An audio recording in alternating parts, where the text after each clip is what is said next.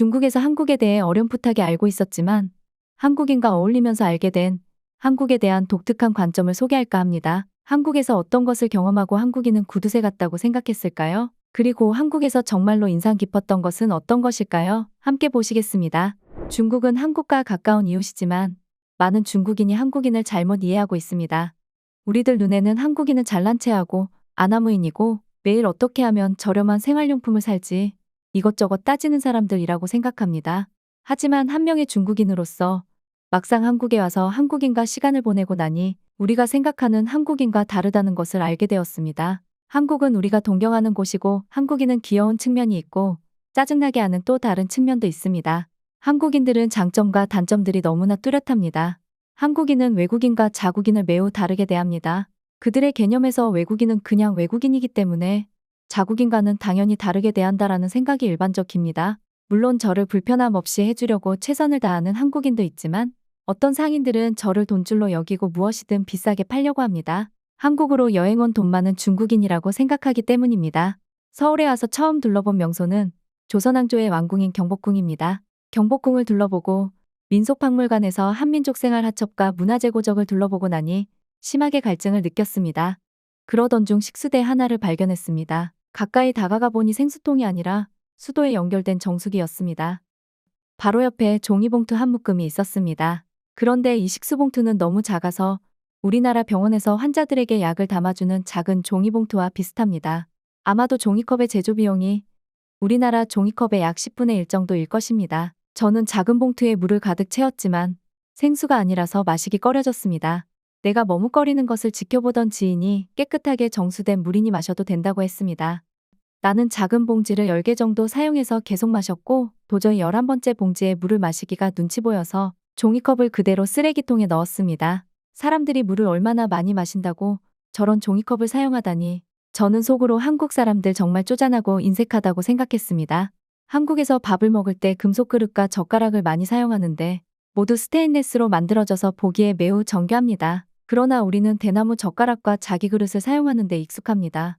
그래서 새 젓가락으로 먹는 것은 평소보다 무겁다고 느껴졌습니다. 심지어 몇 번이나 미끄러져 테이블 아래로 떨어뜨렸습니다. 또한 금속 그릇은 손에 들고 있으면 매우 뜨겁습니다. 중국처럼 밥그릇을 들고 먹기가 어렵습니다. 한국 음식도 간단합니다. 깨끗한 물에 갓 삶아낸 돼지고기를 한국식 작은 나무 판자에 올려주고 매운 소스, 다진 마늘, 소금 등을 차려주면 이것이 요리입니다. 야채는 배추잎, 깻잎, 풋고추 이런 거밖에 없지만 신선하고 부드럽고 깨끗하게 씻어서 우리 앞에 놓아주었습니다.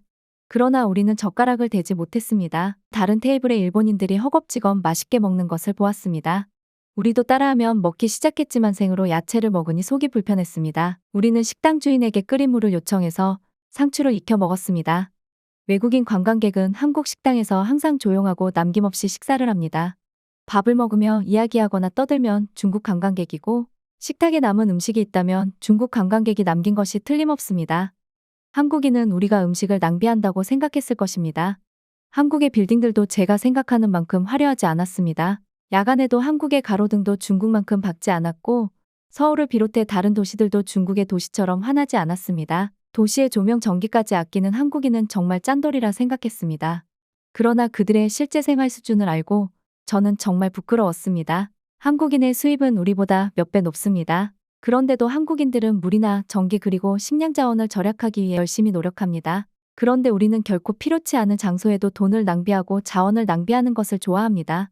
이번 한국 방문에서 가장 인상 깊었던 것은 일행과 저녁 식사 후 거리를 둘러보고 있었는데 늦은 시간에도 바삐 움직이는 어린 학생들이었습니다.